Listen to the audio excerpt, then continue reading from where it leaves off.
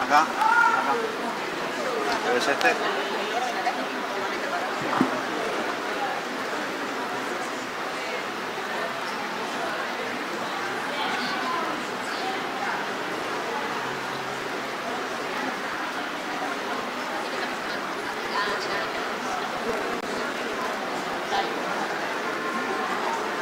Creo que lo voy a tener que sacar también.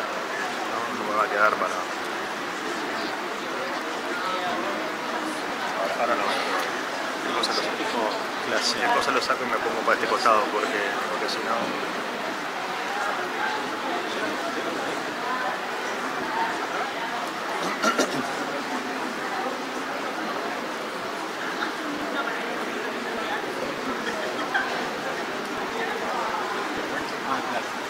Eso es de los Pacovicos cuando los boliches te hacían. A vos mismo.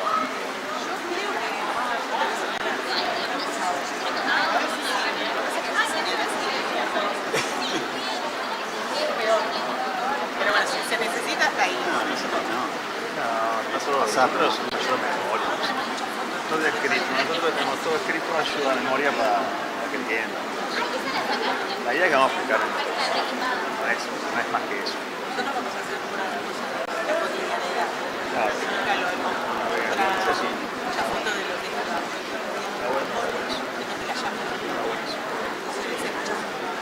No, yo creo que la gente no comprende bien que no sé, explicarle más o menos. Si sé que funcionar, cómo va a ser una organización.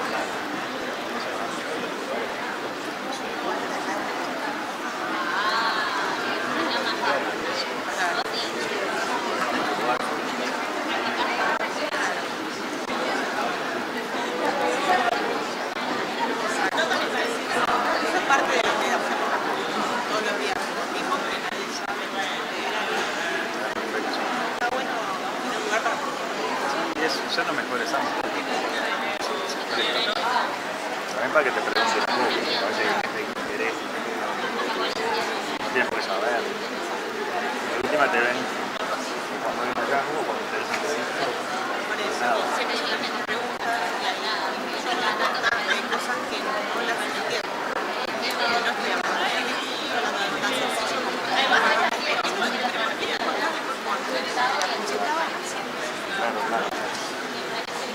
claro, entonces hoy vengo como con eso en la cabeza. Mi alternativa musical con lo cotidiano es hablar de poesía, el abordaje en la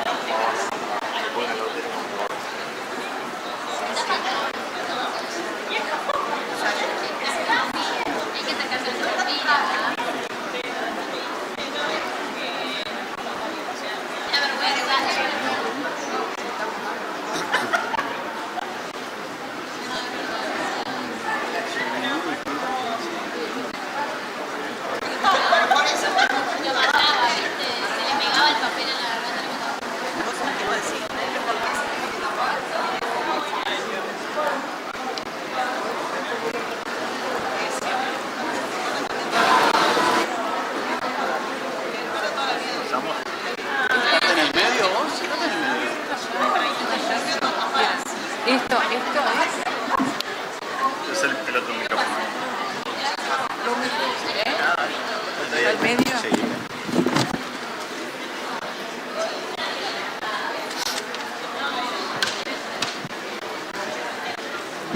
¿Estamos? Bueno, buenas noches.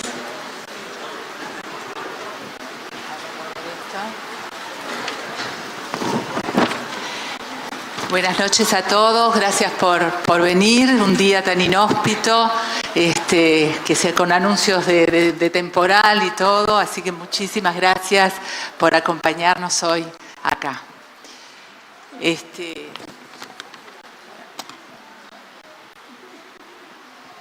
Bueno, hoy, por supuesto, 30 de agosto, Día de la Persona Detenida Desaparecida. Como todos los años, esta fecha nos invita a reflexionar sobre lo recorrido y a caracterizar el momento en que estamos en la región y en nuestro país a más de 50 años de los crímenes de terrorismo de Estado.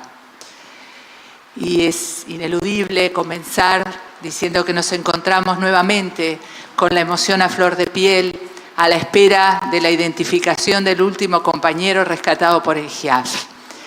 Como saben, hace un mes en la trinchera 892 del Batallón de Infantería Paracaidistas 14 hubo un nuevo hallazgo. No tenemos dudas de que es una persona desaparecida. Su cuerpo conoció el horror y hoy la realidad nos vuelve a recordar la hazaña del terrorismo de Estado. Este enterramiento no fue casual ni azaroso. Se necesitaron, como bien nos explicaron los antropólogos, más de 7 carretillas de 70 litros con material para su construcción. Se tomaron su tiempo, la fosa lo demuestra. Una primera capa de cal, luego el cuerpo, por encima otra capa de cal y pedregullo, encima de esta una de cal, arena, cemento y pedregullo. Por arriba otra capa más de cal y arena y luego lo taparon con 50 centímetros de tierra. Ya se han tomado y enviado las muestras al Laboratorio de Genética Forense en Córdoba, Argentina. Aún no hay más novedades, por lo que les pedimos a todos paciencia y cautela. Nuestro más profundo agradecimiento al GIAF, al equipo de investigación de la institución y a la Fiscalía Especializada, quienes han trabajado arduamente para obtener estos logros, al director Wilder Tyler, que anda por allí también. Por eso también, para esta actividad, quisimos invitarlos a ellos, a todos los integrantes, representantes de los dos equipos, a compartir esta mesa.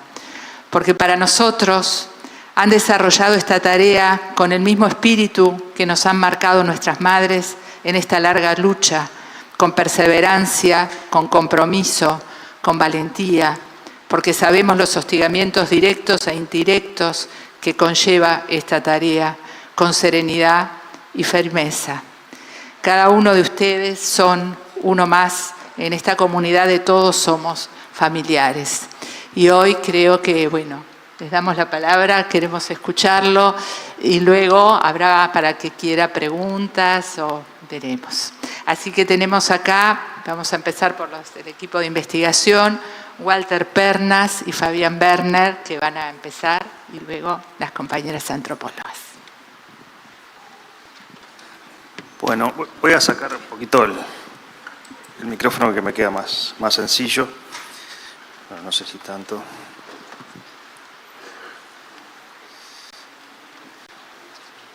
Perfecto. Bueno, buenas noches. Muchas gracias por estar. Muchas gracias a familiares por la invitación. En un día como el de hoy, además, ¿no? Que estamos escuchando todos el lindo sonido de la lluvia. El agradecimiento también porque, estos ámbitos, en estos ámbitos no tratamos todos los días, no nos vemos todos los días, y quizá hoy le podemos explicar un poco mejor nuestro trabajo, el trabajo del equipo de investigadores, que conjuntamente con el equipo de antropólogos conformamos el equipo de búsqueda de la Institución Nacional de Derechos Humanos.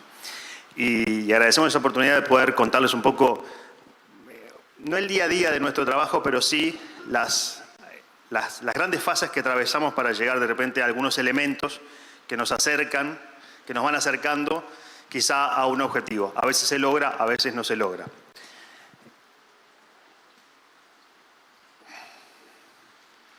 Esa palabra que estamos viendo ahí, proactividad, es una palabra emblemática para nosotros, para el equipo, porque cuando nos convocaron Wilder Tyler y Mariana Mota a fines del año 2019 para comenzar a trabajar en el año 2020, la idea era conformar justamente un equipo de investigación, una experiencia nueva, algo que todavía no se había hecho. Y los primeros convocados fueron Fabián Werner y yo, luego se sumó más gente al equipo. Hoy somos 5, Mauricio Pérez, Lourdes Rodríguez y Fabián Kovacic, un investigador en Argentina. Vamos a hablar de Argentina también, que es un tema muy importante para todos nosotros.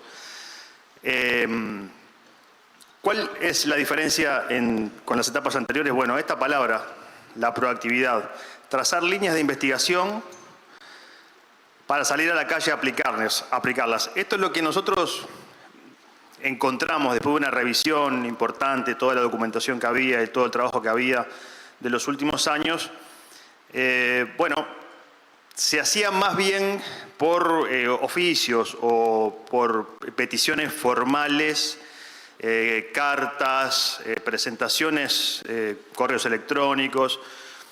Y si bien había gente que también buscaba de alguna manera investigar, el método que ustedes saben bien, aquellos que nos conocen de otros ámbitos, del ámbito periodístico, nosotros lo traíamos de investigaciones por nuestra familiaridad con las investigaciones en casos de terrorismo de Estado de los distintos medios periodísticos en los cuales trabajamos. Por eso se nos convocó y también por eso es que comenzamos a aplicar parte del método periodístico. Por supuesto que sin publicar, el periodismo tiene lo otro, ¿no? La investigación y la publicación. Nosotros mantenemos todo en reserva en el marco de la ley que encomienda a la Institución Nacional de Derechos Humanos la búsqueda de personas detenidas desaparecidas. Pero la proactividad es eso, es salir a la calle y tenemos algunos ejemplos de qué es lo que salimos a buscar, cómo es que hacemos nuestro trabajo diariamente. Búsqueda de testimonios, fuentes personales, documentación, vínculos institucionales, peticiones formales, oficios y cartas. ¿Vieron? Hay como un orden acá. Nosotros es cierto que priorizamos la búsqueda de testimonios, porque entendimos que faltaba gente por hablar. Sigue faltando gente por hablar, claramente, ¿no? No solamente aquellos involucrados directamente en la represión. Estamos hablando de otras fuentes que pueden brindar información que a veces nos ponen en contexto y que para nosotros es importante.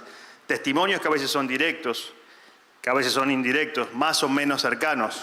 Y fuentes personales que muchas veces nos permiten lo que les decía, contextualizar, comprobar si un dato es fidedigno o no. Y ahí hay de todo un poco, ¿no? En esto se involucra gente que estuvo vinculada en aquellos años con alguna situación o fuentes técnicas que muchas veces nos revelan si algo es posible o no desde el punto de vista científico. Documentación, archivos, peticiones a la administración de diferentes documentación, expedientes judiciales. Acá entra un montón de cosas en la parte de documentación. Los vínculos institucionales, bueno, saben ustedes que a partir de la ley, las posibilidades que tiene la institución de derechos humanos, pero no siempre es, como hemos hecho en alguna oportunidad, un allanamiento para encontrar cierta documentación. Muchas veces es el vínculo institucional para lograr esa documentación de otra manera. A veces se da, a veces no se da, a veces hay casos más complejos que otros, a veces se cierran puertas y a veces las vamos abriendo de a poco.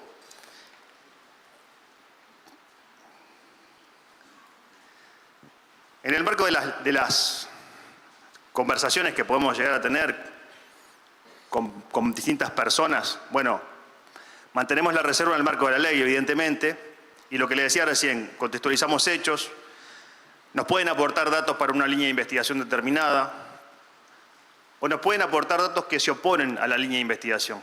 Nosotros nos juntamos en una mesa muchas veces y ponemos un caso sobre la mesa. Y establecemos distintas hipótesis en función de la información que poseemos, la documental, la testimonial.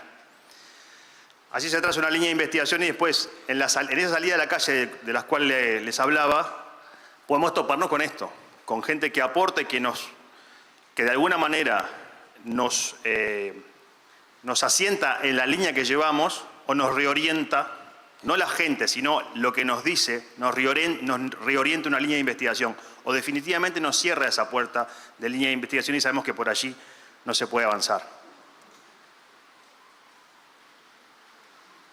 Esta línea de investigación, bueno, naturalmente la podemos trazar a partir de nuevos testimonios, de la reinterpretación de viejos testimonios de muchos años, que quizá a la luz de nueva documentación que ha aparecido o que fuimos encontrando se pueden reinterpretar de otra manera. Muchas veces los testimonios con los cuales se cuenta no son un lujo de detalles. Muchas veces es incluso en algunos casos un par de párrafos que parecen acercarte a algo y que a veces no está muy definido qué es lo que quisieron decir. A partir de eso hay que buscar. Nueva documentación y archivos. Allí estuvimos en reiteradas oportunidades, el caso de Fabián les puedo hablar mejor que yo, en algunos archivos investigando con mayor o menor profundidad en función de una línea de investigación. Lo que hacemos es eso, no es que abordamos un archivo en su globalidad, es el abordaje de archivos de manera universal, nosotros no lo podemos hacer hoy. Por supuesto que apoyamos que es la búsqueda, el encuentro, digitalizar esos archivos, eso también el Estado lo tiene que hacer.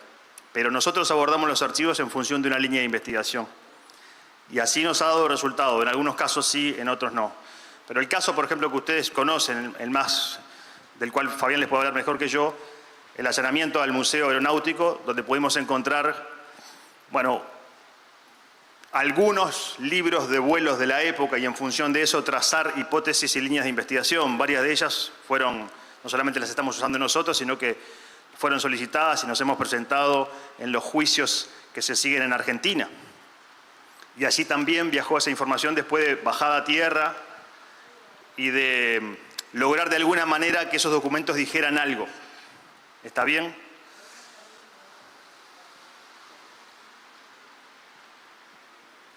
Acceso a expedientes judiciales o material documental administrativo. De alguna manera, en vinculación con la Fiscalía Especializada en Crímenes de Lesa Humanidad, nosotros visitamos estos repositorios, estos archivos de casos que ya han sido juzgados, otros que están en otras etapas, pero muchas veces el propósito de la justicia o de la Fiscalía de Crímenes Organizados es otro que el nuestro. Se está buscando allí la responsabilidad penal. Nosotros, la ley no ampara eso para la institución. Nosotros buscamos el establecimiento de un paradero, los restos. A veces en esos expedientes hay información que se va como perdiendo, porque no es la finalidad que tiene la Fiscalía o un juez o una jueza. Muchas veces acá y en Argentina logramos obtener alguna información sobre la cual comenzamos a trabajar y trazar nuevas líneas de investigación. Nuevos datos aportados por acciones en terreno, esto es tecnología, digamos, ¿no? Nuevos métodos científicos, de eso va a poder hablar mejor, las antropólogas van a poder hablar mejor que nosotros, pero a partir de esos datos también se pueden obtener nuevas líneas de investigación. Y cruzamos los datos, los testimonios, los documentos, todo lo que aparezca y volvemos a retrasar una línea de investigación. Esto es permanente para todos los casos. Acá, antes de hablar de algunos casos puntuales, me gustaría profundizar en un par de cosas que planteó Walter. Uno es el tema de las líneas de investigación. ¿De dónde partimos nosotros para iniciar una línea de investigación? Me parece que eso es interesante que lo sepan, porque eso los puede llevar en algunos casos a darse cuenta que un dato que les pueda parecer insignificante o que puede resultar que no tiene que ver con esto de lo que estamos hablando, a nosotros nos puede servir mucho. Obviamente que el inicio del trabajo tuvo que ver con todo el trabajo que se había hecho antes, con el trabajo que habían hecho personas que habían dado el contexto histórico a todo lo que nos ha pasado, lo que habían hecho los antropólogos en todos los años que habían trabajado antes. Trabajo periodístico también, ha habido muchos periodistas que han hecho un muy buen trabajo de investigación sobre este tema. Y muchas veces nosotros partimos de una denuncia concreta sobre un caso puntual, es decir, sobre un nombre de una persona que desapareció en determinadas circunstancias. Podemos partir de una denuncia que se hace sobre un sitio en particular, es decir, que puede ser un centro clandestino de reclusión o un lugar de enterramiento. Podemos partir también de una información respecto a la existencia de un archivo, es decir, la existencia de información que puede ser relevante, que nos puede servir a nosotros para encontrar datos que nos aporten a la búsqueda. Y en esas diferentes líneas también nos hemos encontrado en el último tiempo con la presentación de nuevas denuncias. Por un lado, en los últimos meses hemos accedido a más de un centenar de carpetas de denuncias de años anteriores sobre casos que se encontraban a estudio y sobre los cuales no ha habido todavía una definición de si se trata de compañeros detenidas y detenidos desaparecidos. Y por otro lado, nos hemos encontrado con personas que se han acercado al equipo a plantear situaciones que nunca se habían planteado antes. Es decir, nombres de personas que pueden tratarse también de detenidas y detenidos desaparecidos, pero que nunca habían podido denunciar por distintas circunstancias, por miedo, por desconocimiento, por imposibilidad.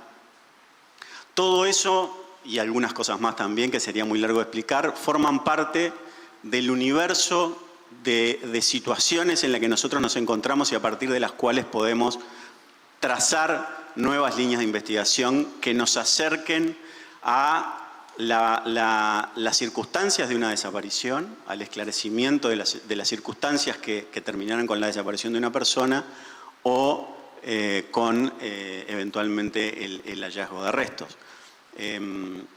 Son situaciones distintas, pero ahora Walter les puede hablar mejor de un caso que se dio en Argentina, en el cual no se pudo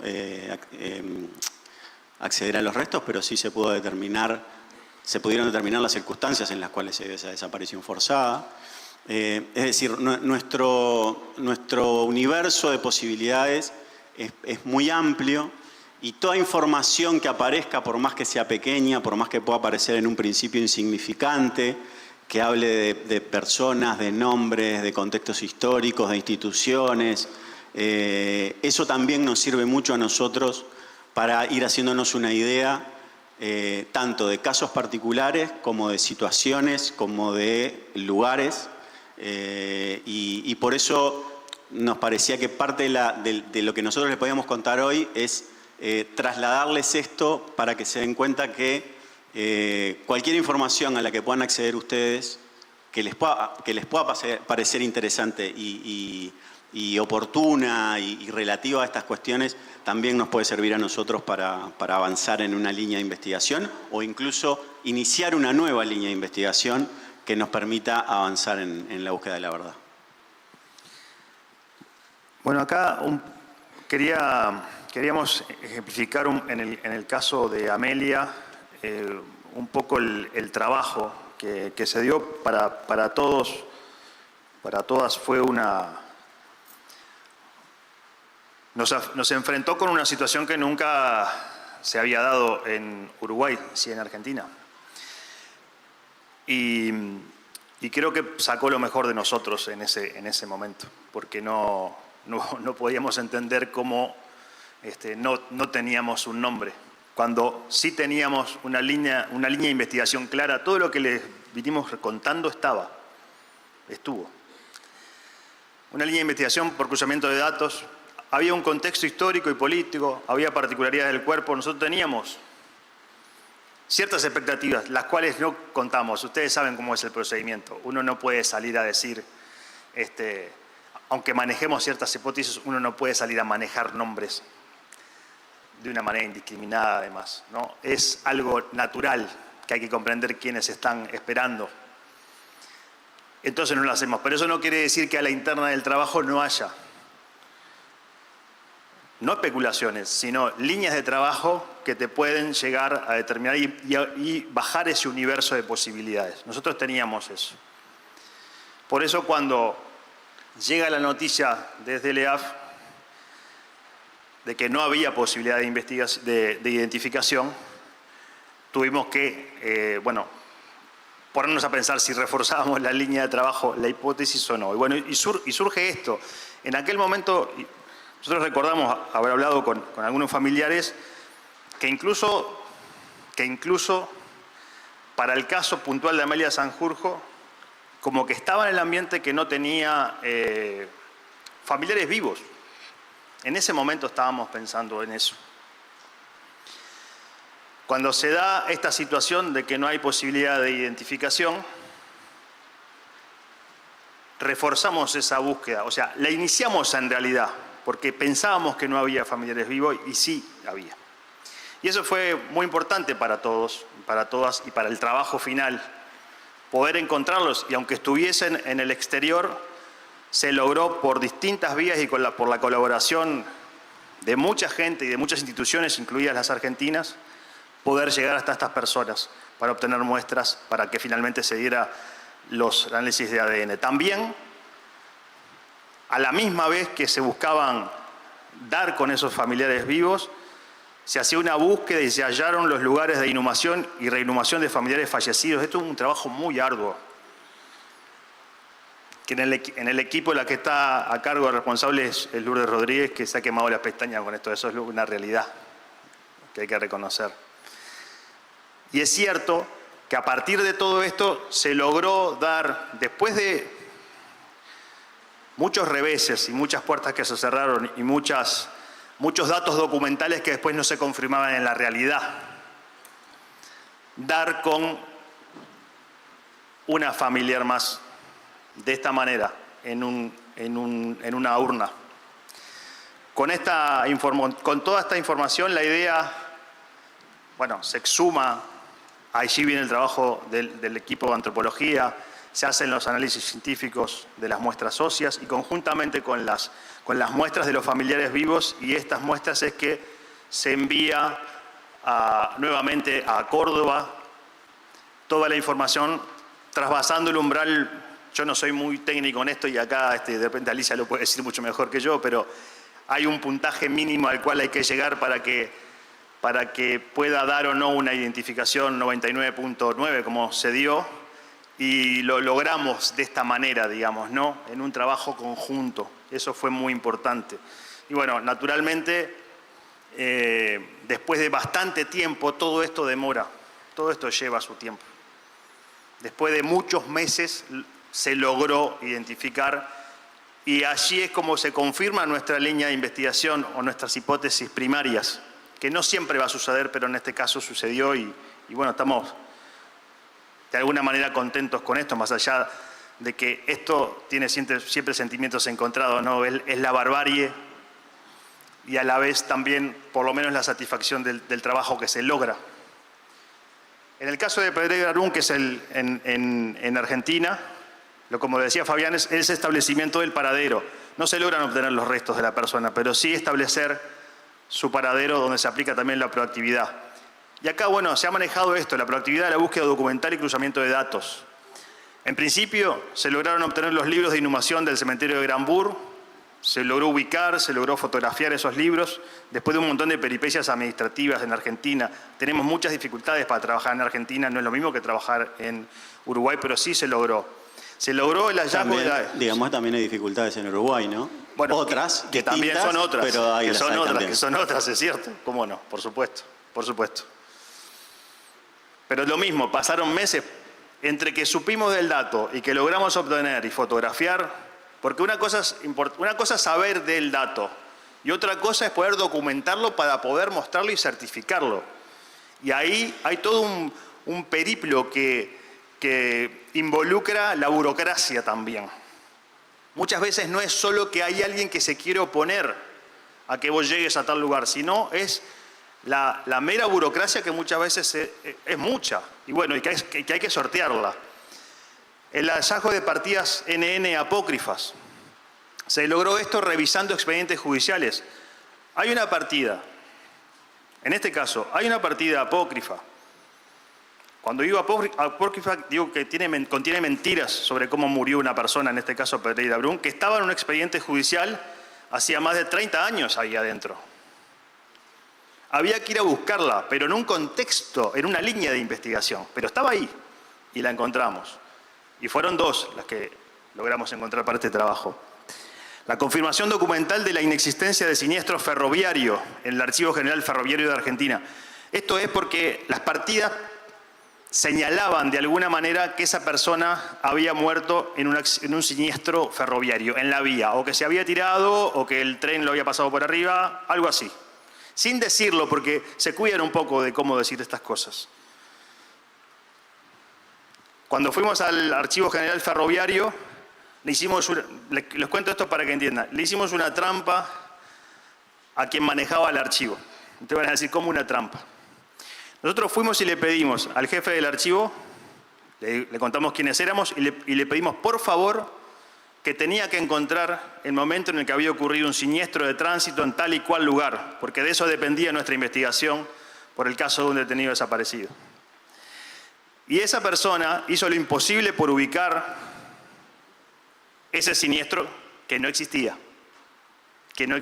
Entonces, compungido, vino a decirnos, hice todo mi esfuerzo y puse todo el equipo a trabajar. Y no encontramos, no hubo en todo el mes ningún siniestro de tránsito en ninguna parte de la vía de un lado al otro del que me preguntás. Y allí fue cuando le contamos que en realidad era lo que estábamos buscando, porque todo esto era una mentira. Estoy redondeando ya. Hubo a partir de eso otros expedientes judiciales ubicados, hubo entrevistas con los familiares de Pedreira Brun para cruzar datos de sus recuerdos y hubo cruzamiento de datos, de todos los datos que obtuvimos, de los cuales les estuve hablando. Hay más para decir, voy a ir redondeando. En realidad, con el ejemplo de Pedreira Brun, allí tienen todo lo que hacemos todo el tiempo, para todos los casos. Búsqueda de documentación, búsqueda de testimonios, seguimiento de casos judiciales, cruzamiento de datos permanentemente. Y tenemos acuerdos, marco, con el ministerio, con los distintos ministerios y secretarías, particularmente con el de Derechos Humanos, la colaboración permanente con el Registro Único de Víctimas de Terrorismo de Estado, con el Sistema Federal de Búsqueda de Personas Desaparecidas, vinculaciones con el EAF, vinculación con el Archivo Provincial de la Memoria. Hicimos presentaciones de la institución como Estado uruguayo en diversos juzgados y tribunales argentinos, algo que no se había hecho. Colaboración documental permanente, testimonial y peticiones concretas a juzgados y tribunales argentinos. Y el apoyo a familiares de las víctimas en trámites y presentaciones ante la justicia o la administración. Son un montón de cosas, hay más, pero son algunas de las que manejamos tanto en Uruguay como en Argentina. Espero que, fue muy rápido todo esto, pero espero que hayan comprendido y si no, bueno, tienen la posibilidad de preguntarnos cosas. Les agradecemos mucho que nos hayan escuchado.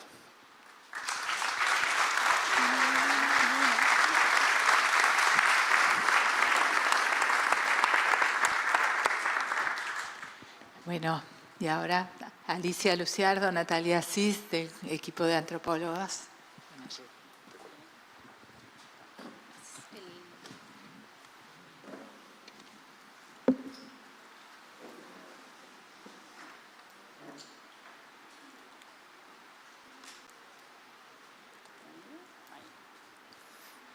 Buenas tardes, muchas gracias por la invitación. Mi nombre es Natalia Asís, que pertenezco al Grupo de Investigación en Antropología Forense desde el año 2007.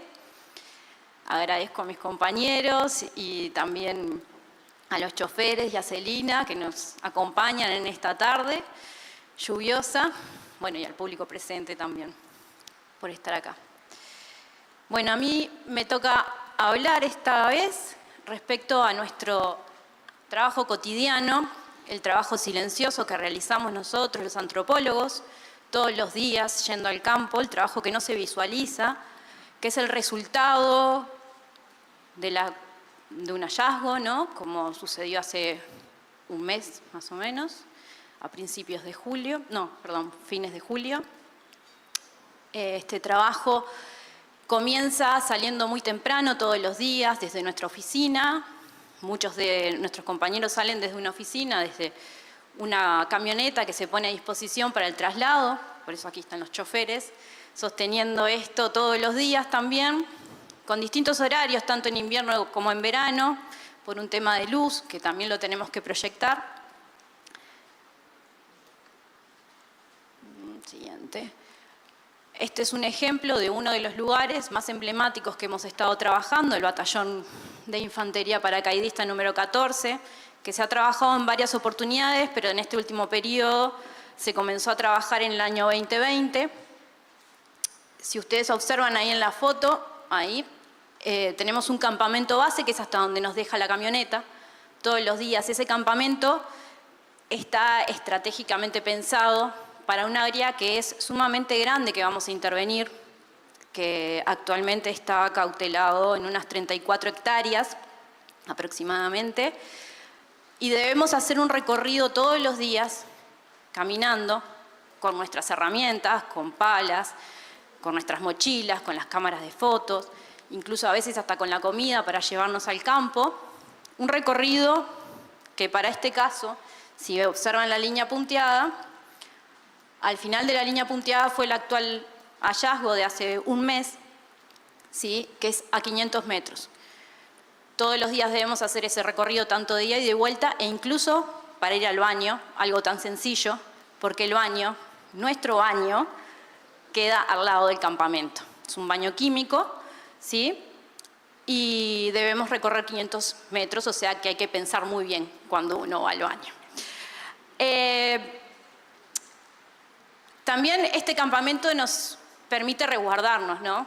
Es como nuestra base de operaciones, tanto cuando nos encontramos con tormentas dentro del campo, sean eléctricas, sean de lluvia, que tenemos que suspender los trabajos.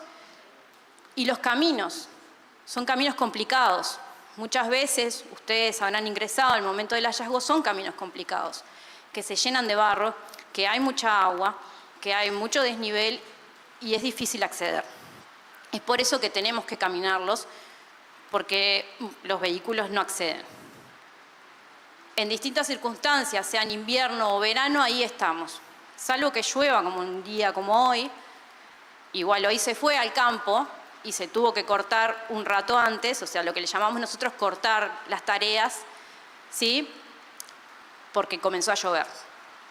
Pero ahí estamos, todos los días, de lunes a viernes, caminando con heladas, con muchas heladas, con temperaturas de bajo ceros, como tuvimos este año y como tenemos casi todos los inviernos más crudos, inviernos menos crudos.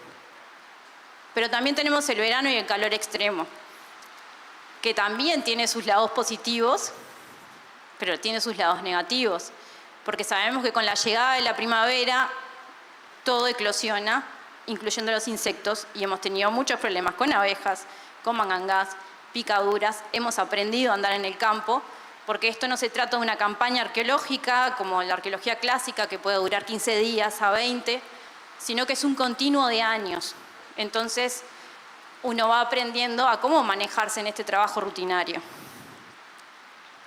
El calor, las lluvias, ¿sí? Muchas veces llueve durante una semana y eso nos implica suspender las tareas durante 3 o 4 semanas porque el terreno sigue inundado, las máquinas no pueden acceder y no podemos excavar porque no somos personas que estamos reparando caños o estamos buscando cuerpos, y para eso implica condiciones buenas de visibilidad y que tengamos control sobre lo que estamos viendo. El agua es un problema para nosotros. Tenemos muchas zonas que se inundan, que no les da paso, que nos enterramos, nos caemos, nos pasan cosas. También en los distintos campos en los que estamos acostumbrados o que tenemos que conocerlos, a muchos ya sabemos que son zonas con mucha vegetación, cerradas, que las tenemos que investigar, ¿sí? Lo que implica un desmalezado previo del área, pero antes de eso tenemos que conocerlas. O sea que nos implica entrar y nosotros mismos estar prospectando la zona, lo que le llamamos caminar y hacer reconocimiento en terreno. A su vez, se nos presentan otros desafíos, porque no está solamente el campo, sino tenemos, como acá hacia la derecha de ustedes, lugares con estructuras muy antiguas, que corresponden a edificaciones que tal vez las podamos ver en fotografías aéreas de época, o tal vez no, pero muchas veces nos encontramos con cosas que no esperábamos. Y nos implica otro abordaje.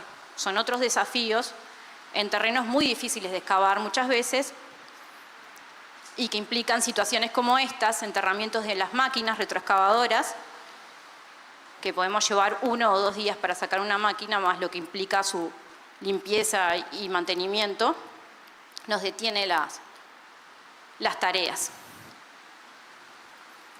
Y otros desafíos, como por ejemplo, excavar pozos, en el cual en la información se dice que posiblemente ahí tiraron algo o vimos movimientos raros. en esa información vaga que nos llega y que nos hace excavar lugares que son complicados de abordar, como este pozo, con muchísima basura y que tenemos que controlarla, sin resultados positivos.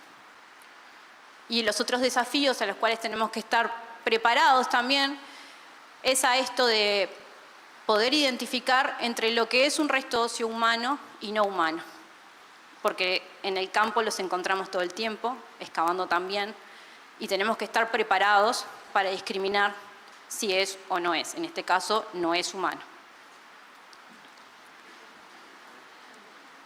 Otros desafíos en función a la información que nos va llegando, ¿no? Que debajo de la estructura, debajo del piso, debajo de aquel galpón, se encuentran posiblemente, yo vi movimientos,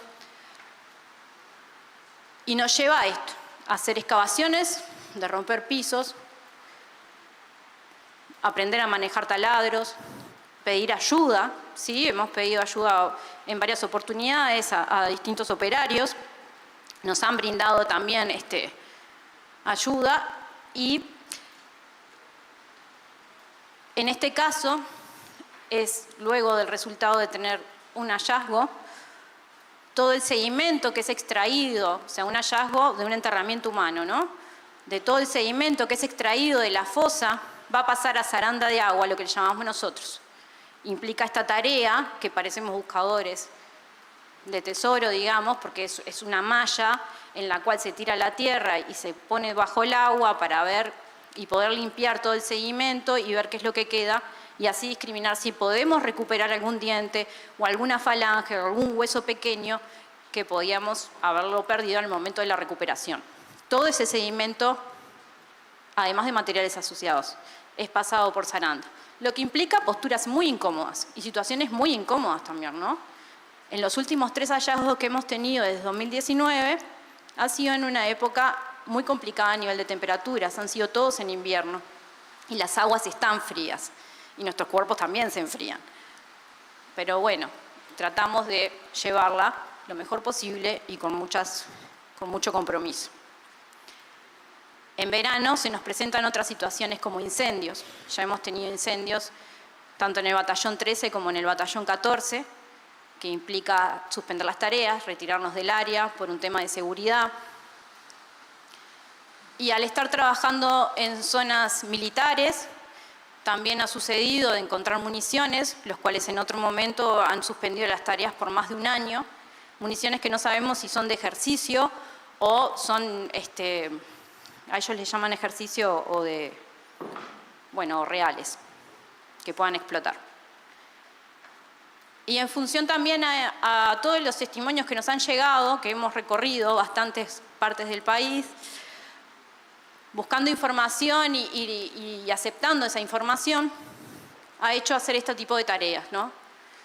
Muy complicadas, que también las hemos aprendido a cómo abordarlas. O sea, son desafíos que tenemos que tratar de resolver y ver cómo podemos abordar las zonas en una prospección. Y todo este trabajo requiere de mucha rigurosidad. Necesitamos hacer un trabajo de escritorio, de registro, porque todo nuestro trabajo, el dato que vamos a aportar va a ser volcado a la justicia, va a ser volcado a la ciudadanía, va a ser volcado a los familiares, y tiene que haber constancia de eso. Tenemos que saber devolver y que nos entiendan qué es lo que estamos mostrando. Nuestras oficinas son así, en un lugar con sombra, buscando un lugar, ¿sí? Con frío, pero también tratando de buscar lugares, con compañía también, con compañía que nos recorren, que nos acompañan mucho y nos cuidan también. Y bueno, con calor o con frío, siempre el registro tiene que estar en las noches cerradas de invierno. Y bueno, es tratar de dejar registro y de que todo este trabajo valga la pena y que podamos hacer justicia. Bueno, muchas gracias.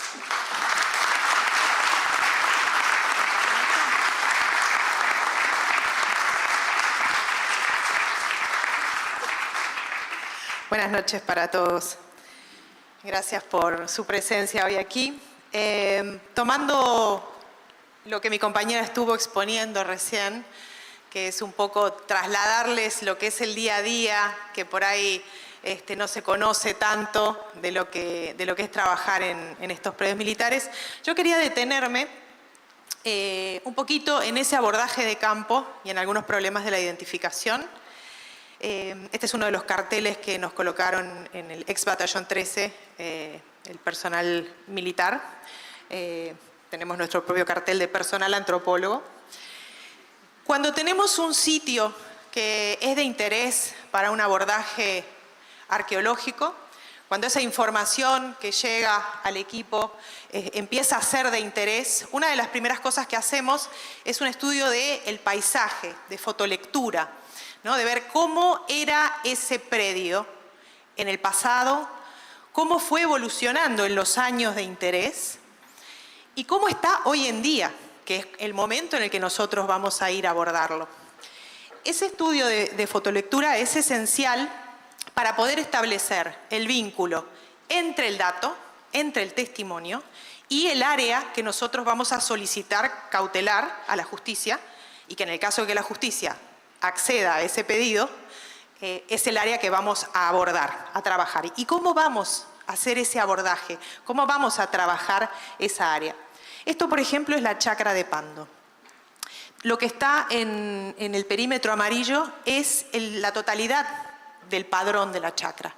A través del estudio de la foto aérea y de la información que ya había sido trabajada para cuando se encontraron los restos de Uva Gesner Chávez Sosa, es decir, excavaciones 2005-2006, nosotros hicimos de nuevo una revisión de la información y encontramos que la mitad, más de la mitad del padrón era de interés de acuerdo al estudio de foto aérea y dividimos arbitrariamente la zona de interés, que es la que está en color rojo, en 4 áreas o 4 zonas, 1, 2, 3, 4. A esas 4 zonas les colocamos un grillado, que no es otra cosa que establecer una cuadrícula encima del área de interés. Cada uno de esos cuadraditos mide 10 metros por 10 metros. Y esto es un poco lo que Nati decía recién, ¿no? El control que tenemos que tener sobre el paisaje, el control que hay que tener en el registro, porque nosotros tenemos que abordar este sitio y en la medida que excavamos, destruimos. Y al destruir, vamos cambiando el paisaje. Y es muy fácil perderse, confundirse y perder la noción de dónde terminó una trinchera y dónde tiene que empezar la siguiente. Entonces, esto es parte del orden. En esas zonas, por ejemplo, también tenemos que ubicar lo que fueron las excavaciones pasadas. ¿Sí? En 2005 y 2006, por ejemplo, se hicieron estas intervenciones que ustedes ven ahí en amarillo, que no cubrieron la totalidad de ni siquiera uno de los cuadrantes. Entonces, eso también lo colocamos nosotros dentro del grillado. Y esa metodología anterior incluía este tipo de abordaje con trincheras exploratorias. Esto se hacía con retroexcavadora. La retroexcavadora hacía un pozo de muchos metros en el paisaje. Fíjense la escala, acá hay una persona. Entonces, con esa trinchera exploratoria se pretendía tener una lectura de ese subsuelo y poder hacer inferencias e interpretaciones. Y también se hacían estas trincheras que podían ser manuales o podían ser con retroexcavadora, pero que dejaban espacios entre cada una de esos abordajes, ¿sí? Espacios que eran muy, muy grandes. Esta era la metodología anterior que, si la vemos, por ejemplo, en relación a lo que es el batallón 14, vemos estas trincheras exploratorias, que son estas líneas largas, o vemos estas trincheras que tienen espacios entre sí. Lo que empezamos nosotros a hacer entonces es a colocar eso en ese grillado, a desmalezar. Este es un antes y un después de la misma área, ¿sí? Es importantísimo desmalezar, despejar todo eso, y ahí ya estamos cambiando el paisaje, antes de empezar a excavar. Y luego lo que hacemos es, en cada una de esas cuadrículas de 10 metros por 10 metros, empezamos a hacer trincheras con la retroexcavadora. Ahí la retroexcavadora se está posicionando y ahí está empezando a profundizar en esa trinchera. ¿Qué medida tiene la trinchera que se hace dentro de la cuadrícula? 5 metros de largo por el ancho que tenga la pala de la retroexcavadora. Normalmente es 1,40 m. Y de esa manera se va a ir profundizando hasta lograr llegar a lo que nosotros entendemos que es un sedimento estéril y que ya no puede haber allí más información de interés. Cuando encontramos algo en esa excavación, se detiene el trabajo con la retroexcavadora y se empieza a trabajar de manera manual. Y fíjense que en esta foto quizás no se percibe, pero aquí, por ejemplo, entre la flecha que marca el norte y la pequeña escala, que nos da justamente el tamaño de las cosas que están fotografiadas, hay un fragmento óseo.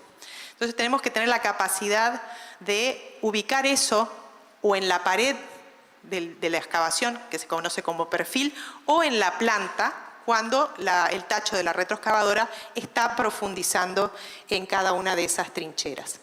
Y esa información se va a ir colocando primero en un mapa que se hace, en un plano que se hace manualmente, se dibuja cada una de esas trincheras y después se pasa a un sistema, a un software, que es el GIS, donde se coloca, se dibuja también cada una de esas trincheras en sus dimensiones, en sus 3 dimensiones, porque también se anota ahí la profundidad, de manera tal que nosotros podemos ir atrás y hacer clic sobre cualquiera de esas trincheras y obtener la información de cuándo se excavó, a qué hora, qué profundidad tuvo, había anomalías, cómo era el sedimento. Toda esa información está en el sistema computarizado que tenemos y de esa manera se puede entonces dar una cobertura total de lo que, por ejemplo, era el abordaje de la chacra de Pando, donde ustedes pueden ver que cubrimos en su totalidad el terreno, haciendo contacto con las zonas en amarillo, que son las excavaciones 2005-2006, para garantizar que entre esos espacios, si hay un hallazgo, encontrarlo, si hay un cuerpo enterrado, encontrarlo, y si no lo hay, poder reportarlo con absoluta seguridad.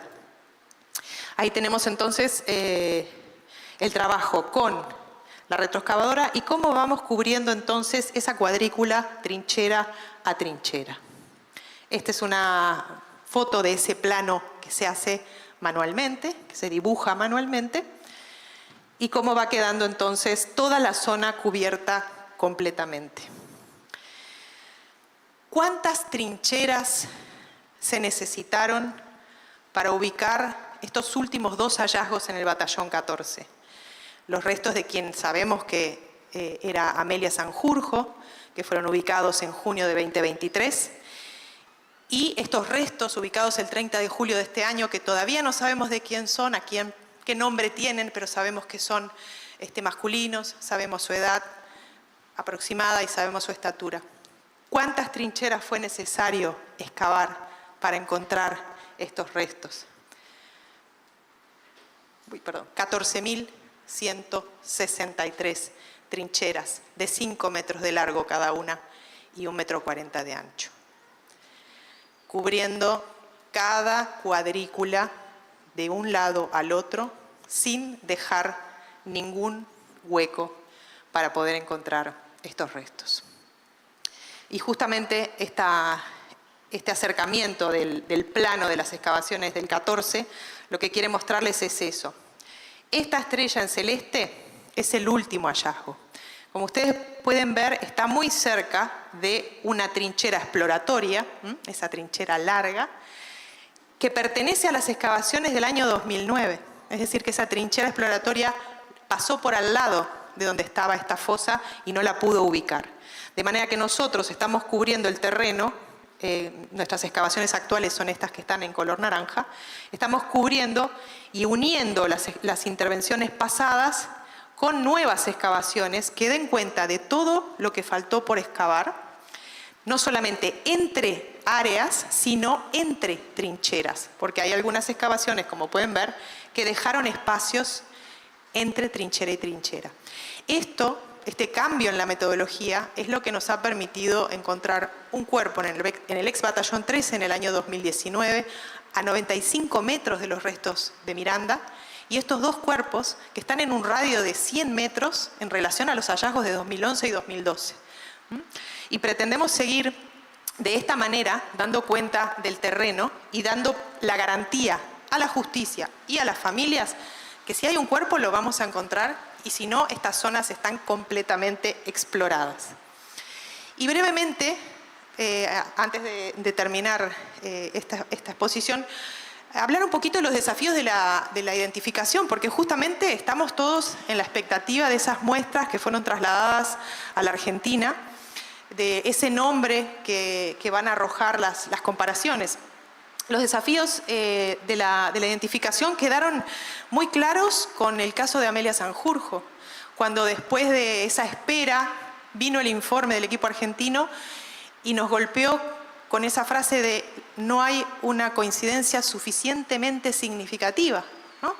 Y esto entonces generó esta necesidad de reforzar el banco genético. Walter hace un ratito estaba hablando de ese esfuerzo que se hizo en materia de conseguir a los donantes de la familia de Amelia, por ejemplo, que estaban en el exterior. Y este es un trabajo que implicó iniciar por el árbol genealógico de cada una de estas mujeres que podían ser esta desaparecida, trazarlo en base a sus partidas de defunción y de nacimiento de cada una de los familiares de Amelia, pero también de otras mujeres, y con eso confirmar fechas, y con eso tratar de conseguir los lugares donde fueron inhumadas las personas clave para la hora de las comparaciones, ubicar en qué cementerio habían sido enterradas estas personas, y dentro del cementerio la trazabilidad de esos restos. Los restos llegan en un cajón, al tiempo se reducen, luego puede ser que pasen a un nicho o a lo mejor son cremados. Hacer toda esa trazabilidad de cada uno de los casos. Y si teníamos suerte después de toda esa tarea, abrir ese nicho y buscar a ver si adentro, como indicaba el registro, estaba o no estaba esa urna. Y si estaba la urna, todavía tenía su identificación afuera, o a lo mejor la chapa no estaba, o esa chapa estaba quizás en mal estado, o el cajón estaba en un estado en el cual era imposible saber qué es lo que había dentro. Y en ese caso había que abrir y había que tratar de identificar lo que había allí dentro. Tuvimos, dentro de una de las tantas tareas, que abrir 56 cajones que estaban en 3 depósitos del cementerio de Casa de Galicia. Esos cajones no tenían una identificación clara o estaban en muy mal estado, y había que entonces hacer una tarea que implicaba, si no encontrábamos una chapa identificatoria o si la chapa estaba en mal estado, había que abrirlo y hacer rápidamente un perfil biológico. ¿Es un hombre, es una mujer? ¿Tiene la edad o no la tiene como para ser compatible con los restos que estamos buscando? Y esto se hizo en esta situación de Casa de Galicia, pero también se hizo con las exhumaciones que nos dieron una muestra que pudo ser enviada al exterior. Cuando podíamos hacer ese cotejo y teníamos la certeza de que esos restos eran los que estábamos buscando, ahí se procedía entonces a esa toma de muestra y a ese envío al exterior para poder hacer esa comparación. Yo quisiera terminar con agradecimientos, sobre todo a todos aquellos que se han puesto en nuestros zapatos, porque es muy difícil hacer esta tarea en solitario y hay mucha gente que está detrás de todo esto colaborando y que no es conocida, sus nombres no suenan, sus caras tampoco. Y tenemos mucha gente, obviamente todo el equipo de antropólogos, el equipo de investigadores, tenemos también los maquinistas que nos acompañan en cada uno de los predios, personal de Intendencia de Canelones, ni que hablar, madres y familiares, y dentro de la institución hay personas que están día a día con nosotros, que hacen mucho más que transportarnos y hacen mucho más que hacer la logística. Diego, Sebastián, Celina, por ejemplo, que incluso se quedan en las noches que tenemos hallazgo y nos acompañan y cargan baldes, y es importante agradecerles también a ellos, a Alejandra Musacchio, que también nos hace realmente muchos aportes a la hora de nuestro trabajo, y bueno, es personal también de la institución que nunca está a la vista y que queremos agradecerle por su colaboración. Y muchas gracias a ustedes por la atención.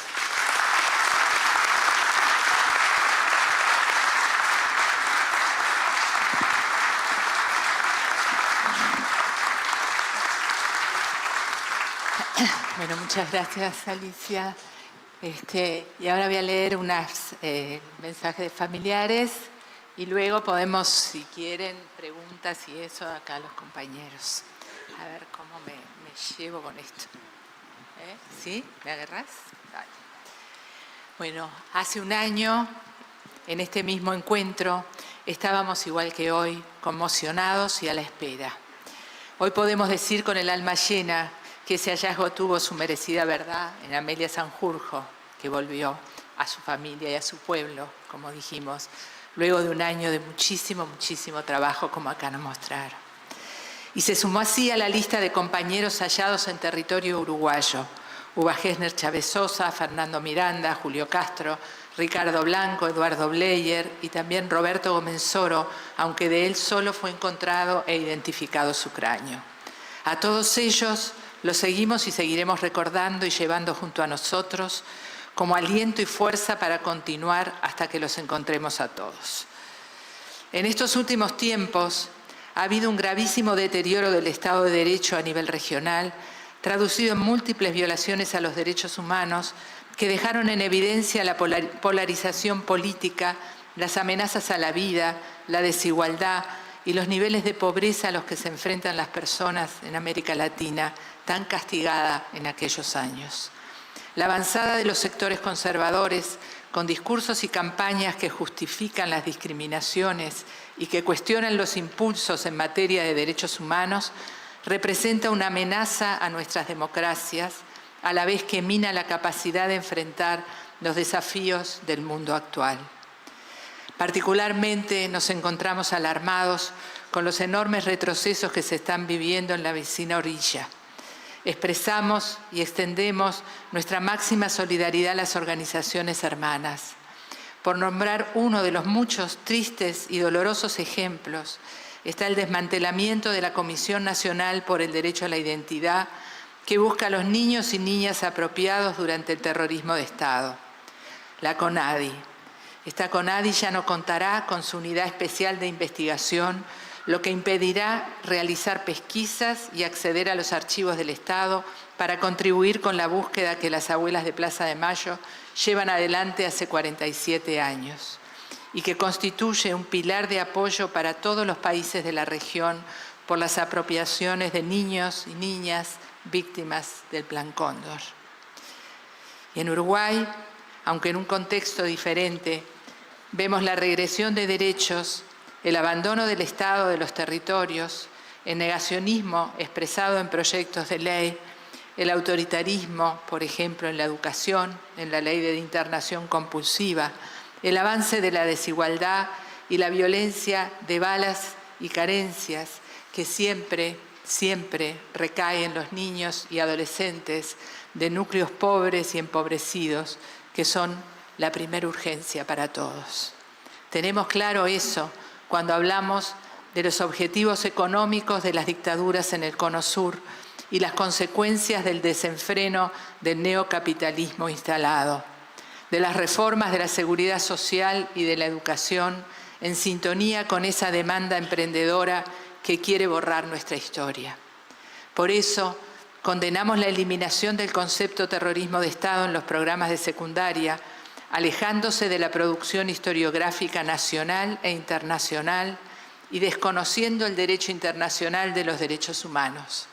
Exhortamos que se proceda a su revisión y se retroceda en las modificaciones sobre los programas educativos que van en detrimento de una conciencia histórica crítica en las nuevas generaciones.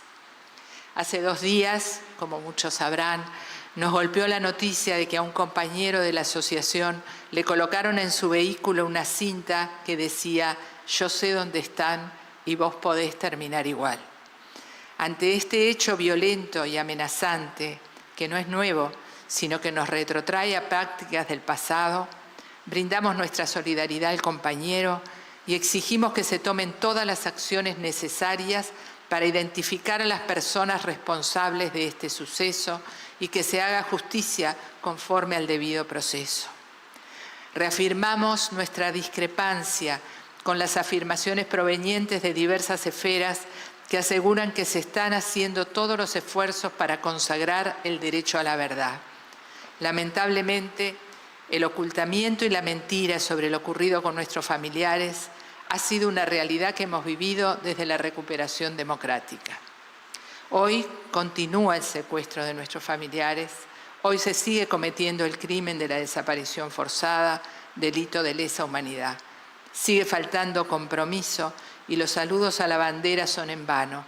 Ya no hay manera de negar lo innegable. Todos estamos cansados de las dilaciones y los obstáculos burocráticos. Tuvieron que pasar más de 2 años para que se firmara un convenio que habilitara la colocación de un bypass a un cable de alta tensión en el terreno del SMA, Batallón 13, que paralizó los trabajos en el área. Si efectivamente existe un compromiso gubernamental, ¿es necesaria tanta demora para cambiar un cable por parte de las entidades responsables?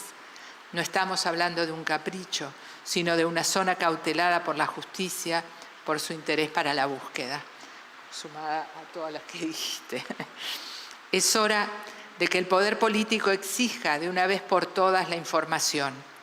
La búsqueda en las actuales condiciones es una tarea titánica, aunque removeremos cada centímetro de cada batallón hasta encontrarles a todos, porque si de algo estamos seguros es de que están ahí, más allá de todas las mentiras sembradas. A pesar de este marco de retrocesos, queremos resaltar los inmensos logros de esta lucha que a 50 años nos mantiene hoy acá. El trabajo por memoria, verdad y justicia en múltiples áreas y formas creció por todo el país a empuje de la sociedad y es mucho lo que hemos acumulado en estos años en el reconocimiento, en producción de información, en juicios nacionales e internacionales, hallazgos y muchísima adhesión ciudadana. Aunque los gobiernos aún no la escuchen, esta inmensa conciencia crece. Urge entonces un salto cualitativo que provoque un cambio para lograr integrar la búsqueda y las garantías de no repetición a todas las políticas de Estado y despejar así un camino que está ineludiblemente unido y condicionado a encontrar a los desaparecidos y esclarecer lo que hicieron con ellos. Porque este crimen, emblema de aquellos años y que se sigue cometiendo hoy, fue planificado para perdurar. Porque no ocultaron los cuerpos solo para evadir la justicia, sino por el efecto propio de la desaparición forzada que mantiene su cuota de poder y chantaje, su amenaza.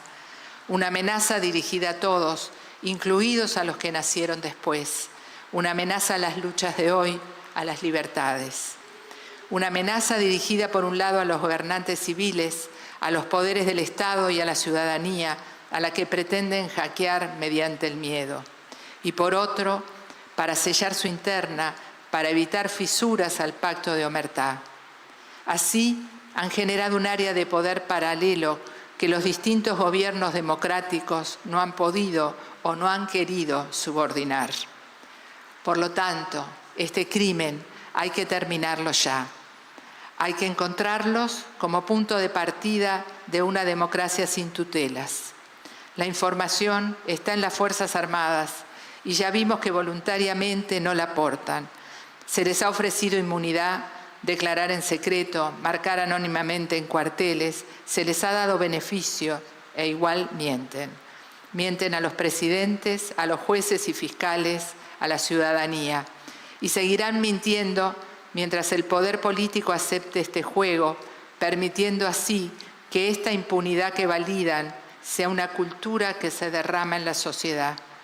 Hoy la vemos estallar en corrupción, en fragilización del sistema judicial, en descreimiento.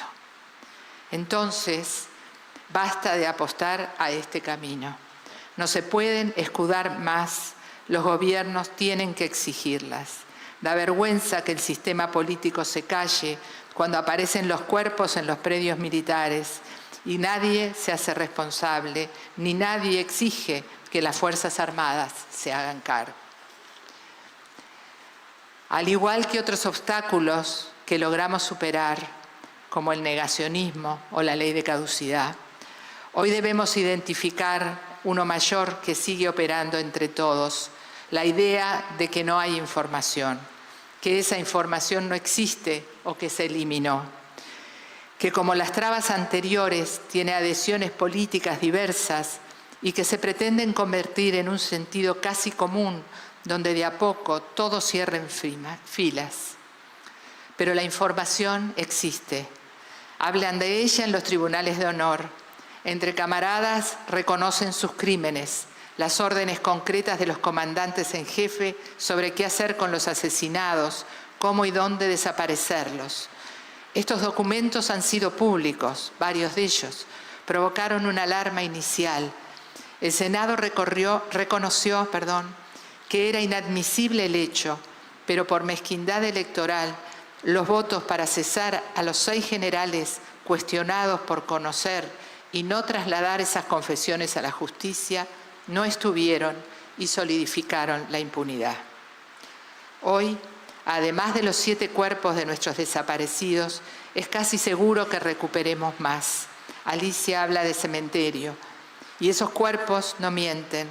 Estaban ahí en los predios militares donde siempre estuvieron. No los exhumaron, ni cremaron, ni esparcieron sus cenizas. Las Fuerzas Armadas que los secuestraron, torturaron, mataron, aún los custodian. Allí aparecen, gracias al comprometido trabajo del GIAF, que los devuelve a la sociedad, concretando la reparación que tanto esperamos, la de la verdad. Estos hallazgos en enterramientos primarios nos plantean no solo qué pasó, dónde están, sino qué sigue pasando para que continúen desaparecidos y desapareciéndolos hoy. Y eso es lo que debe cambiar. Ya es imposible que las Fuerzas Armadas pretendan negar ni sus crímenes, ni el carácter aberrante de los mismos. Ellos saben dónde están. Lo saben las Fuerzas Armadas, nuestros gobernantes y todos los políticos que hoy están compitiendo por el gobierno saben que es ahí donde está la información. Lo sabe nuestro pueblo, que se moviliza por todo el país, no solo solidariamente, sino porque ha comprendido que no es un tema del pasado, sino que este crimen sigue condicionando su presente. Entonces, es aquí donde debemos poner el acento. Es el presidente de la República quien debe dar la orden y exigir esa información, cumplir con el mandato constitucional, subordinando a las Fuerzas Armadas al poder civil y ser respaldado por toda la institucionalidad del Estado, poder legislativo, judicial. Es esto lo que le debemos exigir a nuestro presidente actual y al próximo. Para enfrentar este desafío que hace tanto reclamamos, entendemos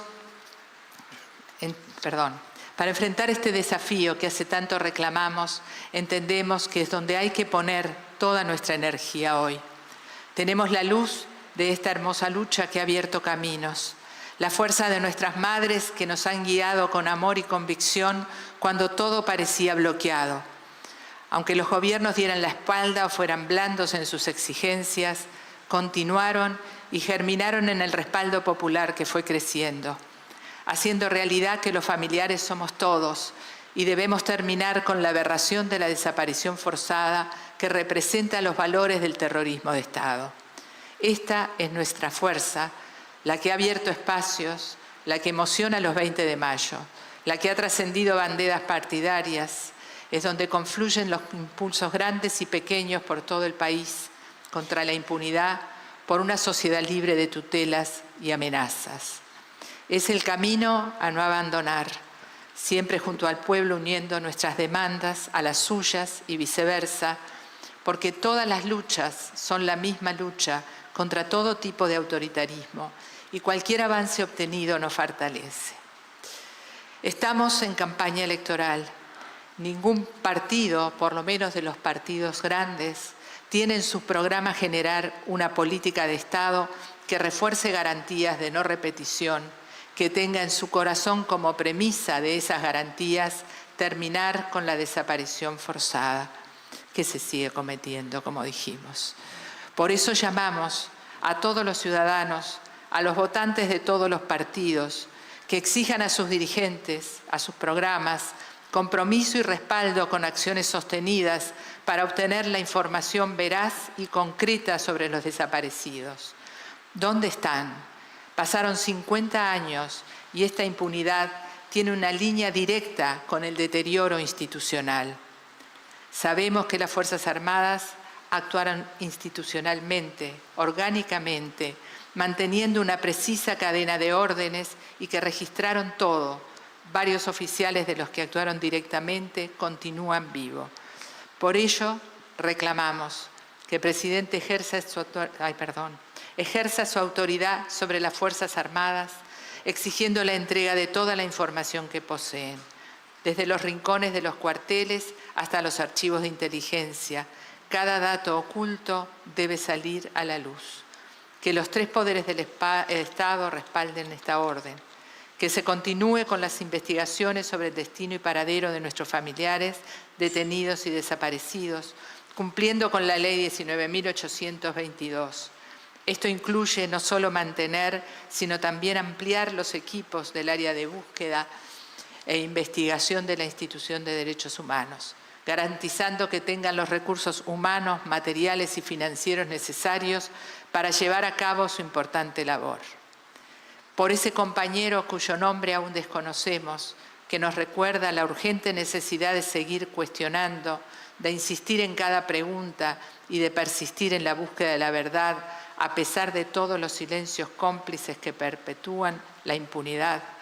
Por todos esos rostros eternamente jóvenes que nos recuerdan la importancia de mantener viva la memoria, luchemos por establecer garantías de no repetición y asegurémonos que del terrorismo de Estado no ocurra nunca más, que esto sea una política de Estado. Todos somos familiares hasta encontrarlos, por verdad, memoria, justicia, nunca más. Muchas gracias.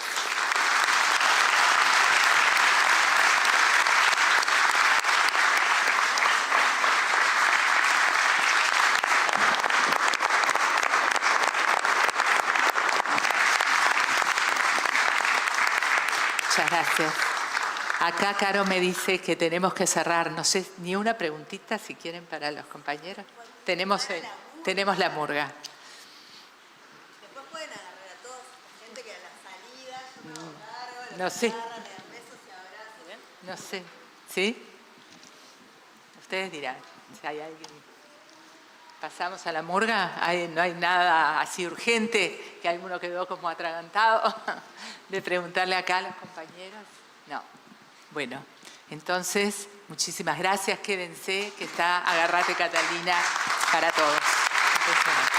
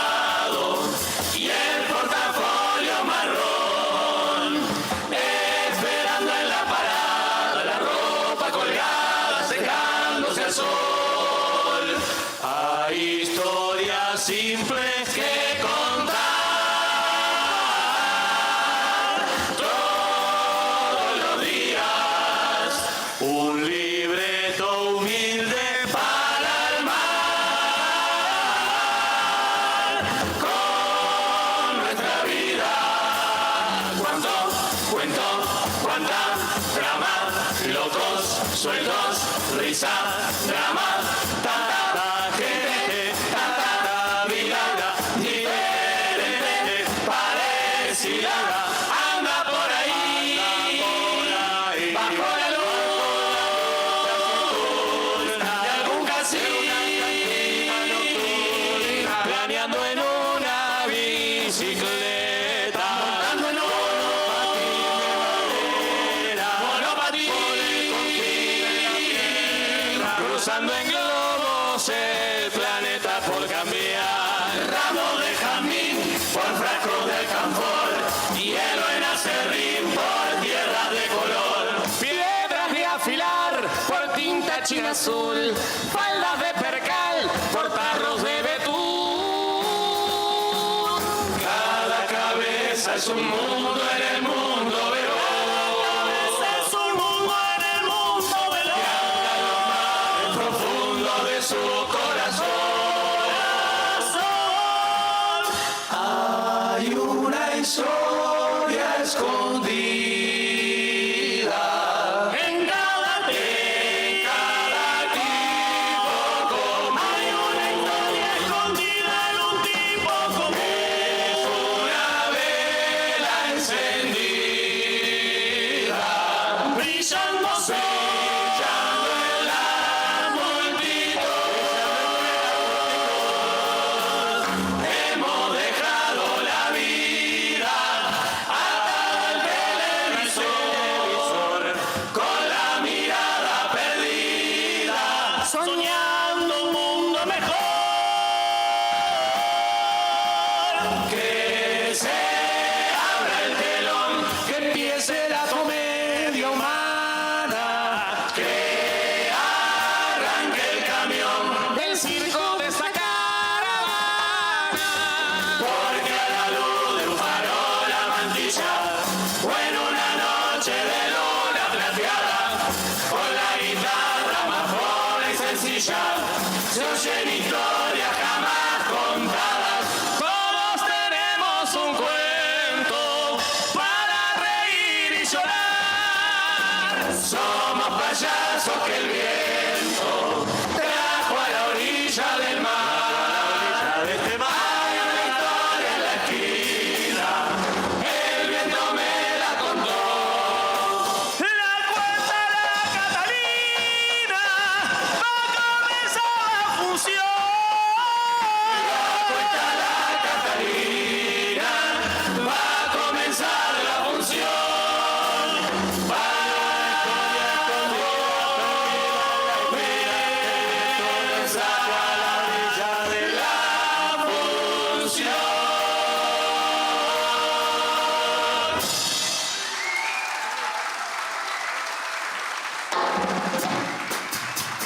Si bien es cierto que hemos aprendido acerca de nuestra propia historia como colectivos humanos, de nuestra propia evolución y, por qué no, involución, en el arte en general y sus versiones más académicas, sí, seguramente las mejores piezas de la música universal hablen un poco de nuestra involución como especie. Seguramente si hacemos una selección de lo mejor de las obras teatrales de nuestra historia, también veamos reflejado nuestro comportamiento. Pero nos preguntamos a la Murga el otro día, en la cortita de Entrecasa, ¿no hemos aprendido también de otras maneras de ver, de otras expresiones artísticas? Por ejemplo, las telenovelas, los culebrones, los teleteatros, la comedia, que con argumentos similares a la vida real, pero repetidos y repetidos, también nos han enseñado.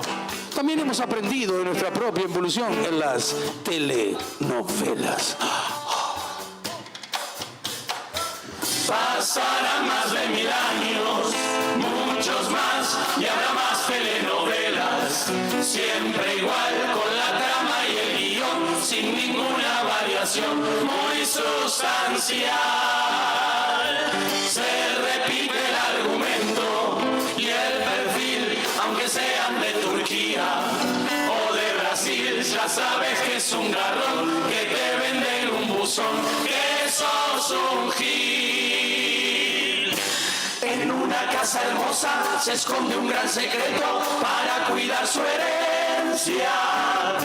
Una hermana gemela que fuera separada y vive en la indigencia.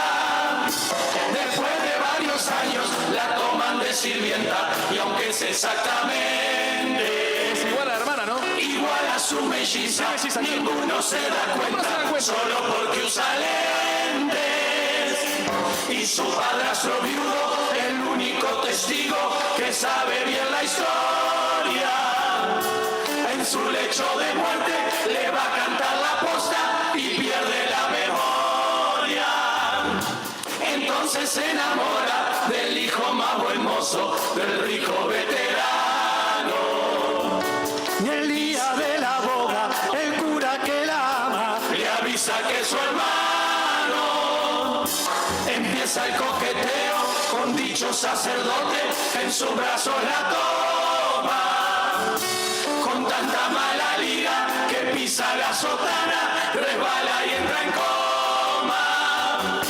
Y al fin, aunque el hermano no era el hermano nada, también era adoptado, se queda con el cura que despertó del coma recién resucitado.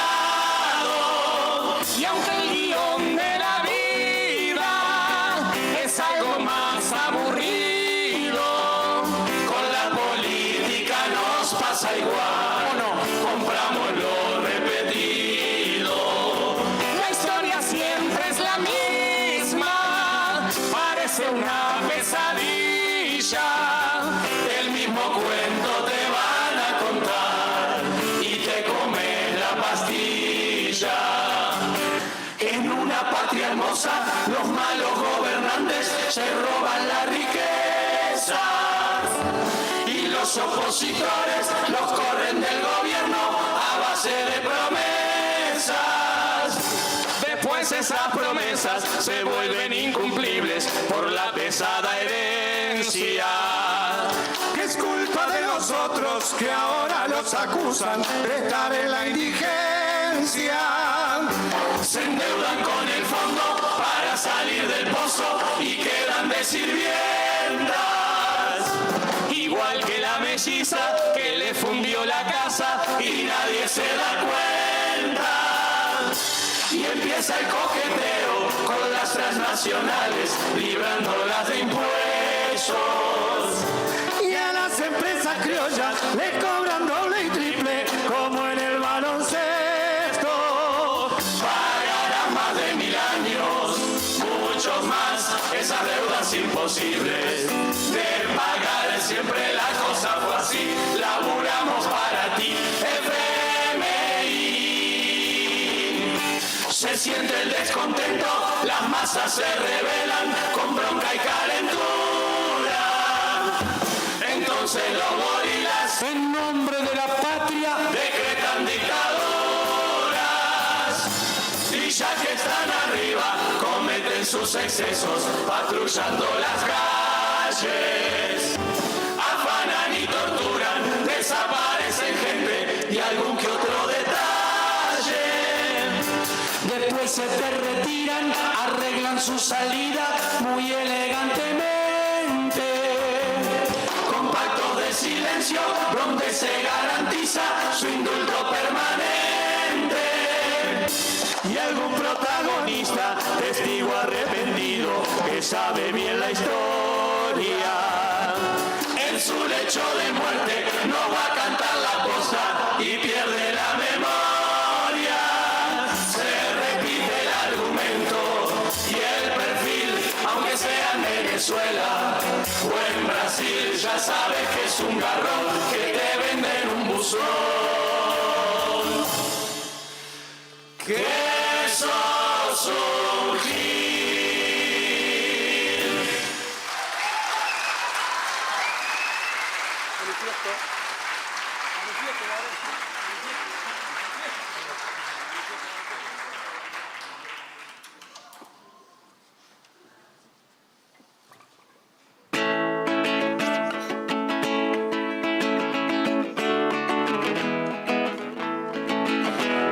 Siento que hay fronteras que jamás voy a cruzar y que hay maneras de vivir innegociables. Píldoras doradas tragar más semillas buenas, que son plantas detestables.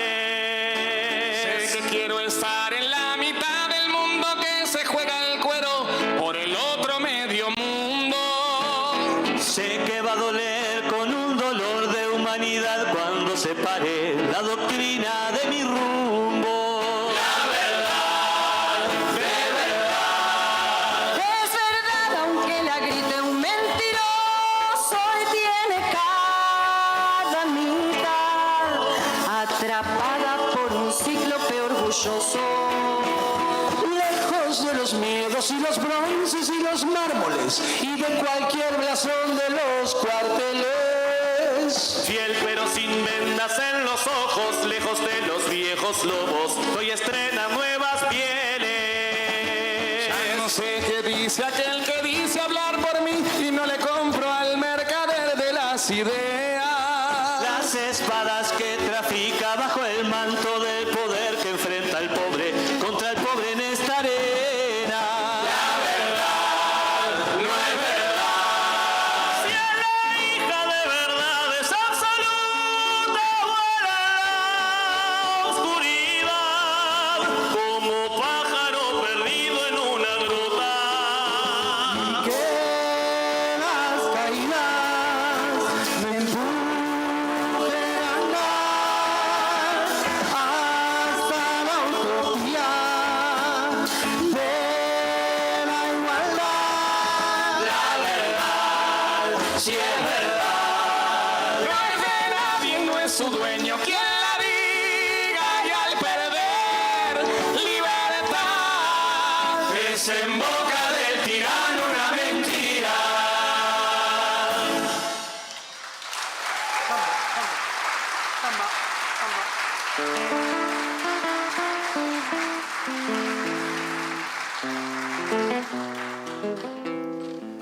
El odio a las personas pobres tiene un nombre. Se llama aporofobia. Una palabra nueva, recién parida, sí, pero por una herida antigua que pareciera no cerrar jamás. Una maldición residual creciendo como una planta envenenada entre los escombros acumulados de los distintos sistemas fallidos, despiadados y enfermizos. La rabia del alma colectiva de esta especie que odia, odiándose a sí misma. El mundo que es un pañuelo con lágrimas de neón despide mirando al cielo sus hijos en procesión y arranca en su desconsuelo las páginas del avión. Una patera con más gente encima que chances de seguir a flote se hace al agua como puede en el Golfo de Bengala. Asustada, arriba una niña llora, al lado su papá también. A ella fue una amiga que la llamó y le dijo que vaya, que allá la cosa está un poco mejor, que el frío tampoco es tanto, que la gente te ayuda, que te da una mano. Hace un año desarmó su vida, fue y hoy no sabe cómo hacer para soportar tanto desprecio a su pobreza extranjera. El mundo que está partido por la mitad, no puede sanar su herida de humanidad. Película repetida de una trama fantasmal. Dos adolescentes escapan de Marruecos con el corazón apretado entre el chasis de un camión y el pavimento. Uno de los dos sí logrará cruzar la frontera de la España africana, llegará, sufrirá, lo odiarán por pobre, pero a los golpes armará su vida. El otro solamente va a ser ahora para siempre una mancha roja en el suelo de Ceuta. Acá en nuestro propio sur montevideano, una pareja recién migrada del Caribe, de esas que habla con palabras bailarinas y que baila como si la vida fuera una cosa justa. Es estafada en una pensión de mala muerte por un buitre de buena vida, rebosante, codicioso, con gesto de señora educada. El buitre les teme y les desprecia y hace más pobres a los pobres que estafa porque odia lo que son sin saber que se está odiando terriblemente a sí mismo. Película repetida de una trama fantasmal.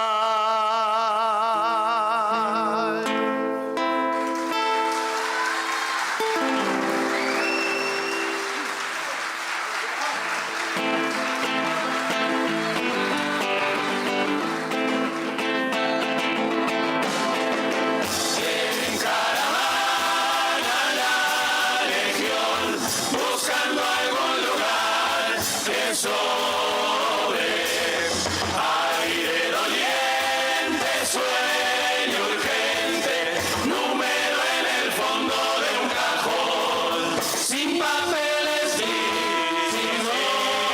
nombres, tal como siempre, debe siempre, trae su caminar, música de hueso tristes, piel de mujeres y piel de hombres, carne para el odio del cañón, paso de las aves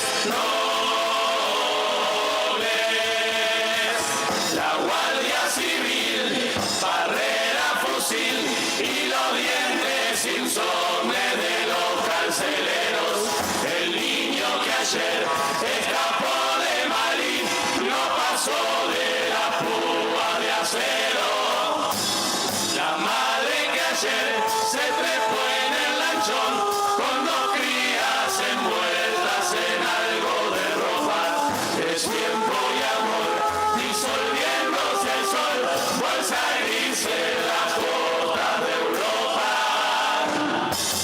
sin salvación de Salvador, llueven familias enteras, sombras de Honduras bajo un vagón, temen la noche y esperan, piernas que escapan del cartel, dedos con gritos de lata, tripas resecas subiendo al tren, sale la bestia de Chiapas, furia y esperanza en un ferrocarril, virgen de la oscuridad, solo recuerda y pido no morir en el intento de vivir.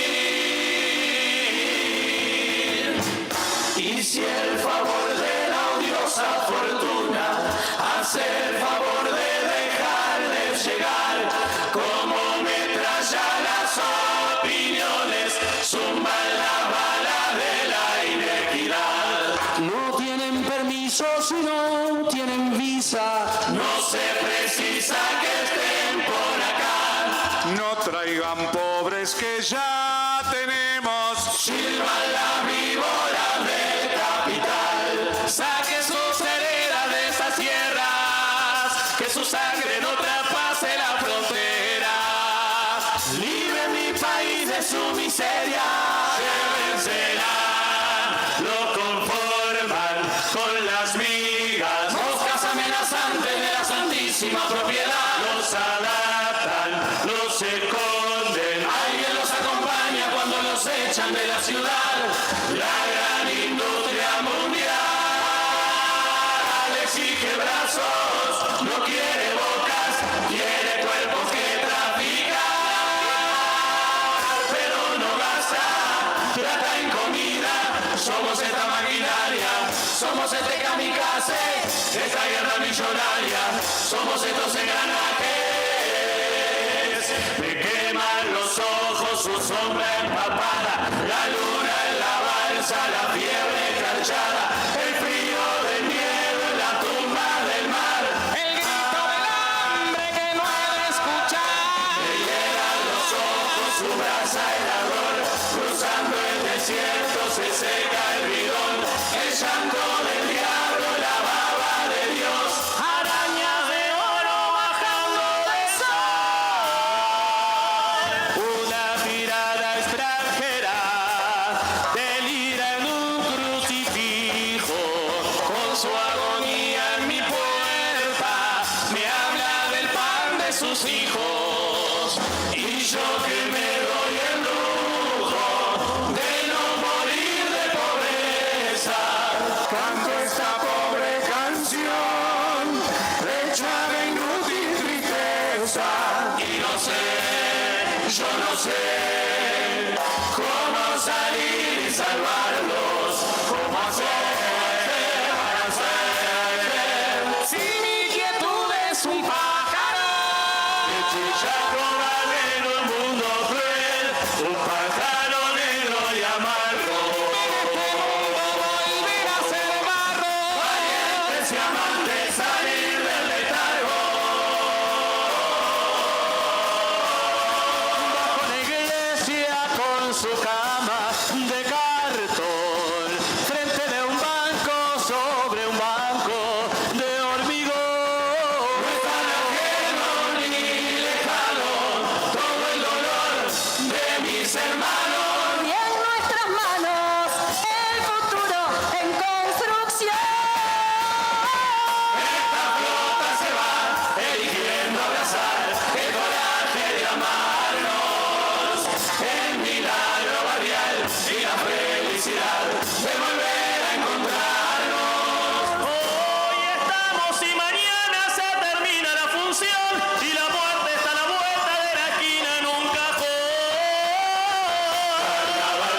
amores, te dejé un pedazo de mi corazón.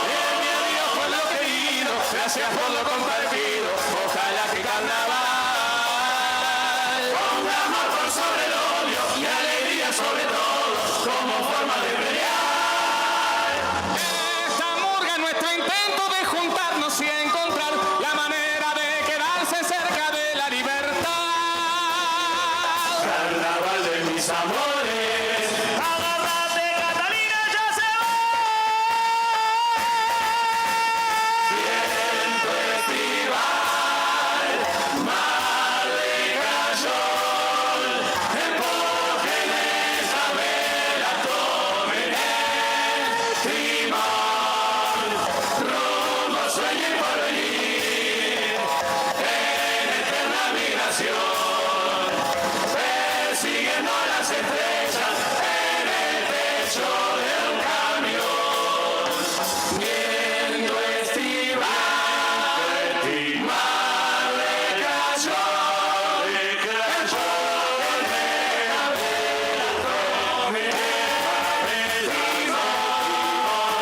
rumbo sueñen por venir,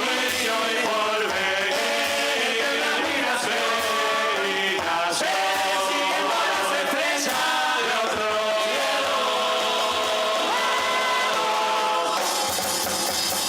En un camión.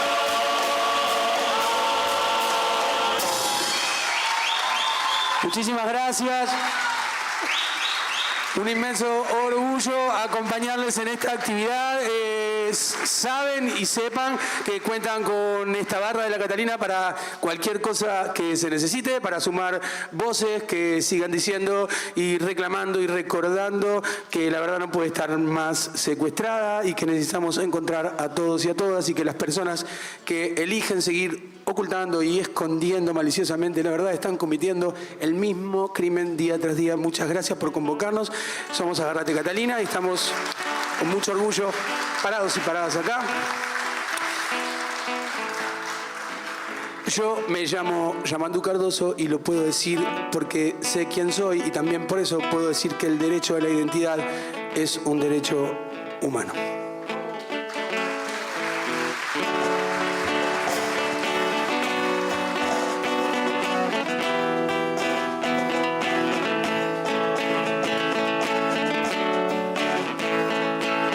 Con los añicos del cristal, armar mi espejo, y en los escombros del jardín ser tierra y flor. Con los retazos del ayer tejer mi manta, leyendo el mapa de mi piel, oír tu voz. Al sembrar tu luz, renazco en tu milagro, y en el viento sur, soplando vida el barro, sé quién soy.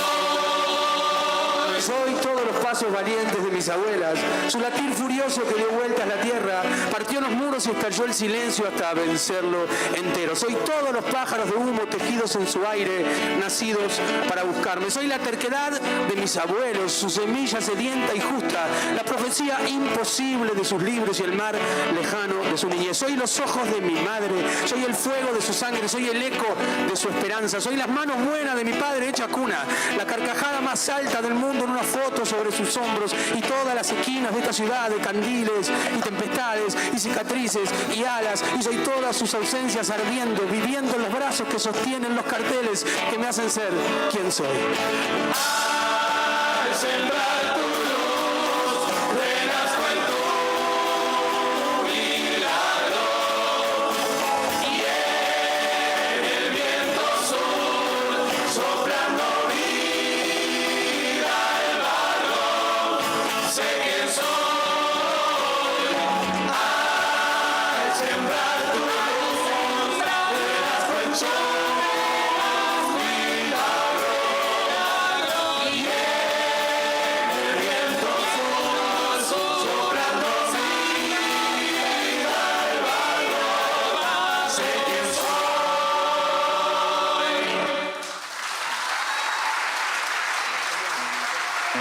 Muchísimas gracias. Se va la murga. Gracias por convocarnos a hacernos parte de esta actividad. Gracias y a las órdenes siempre.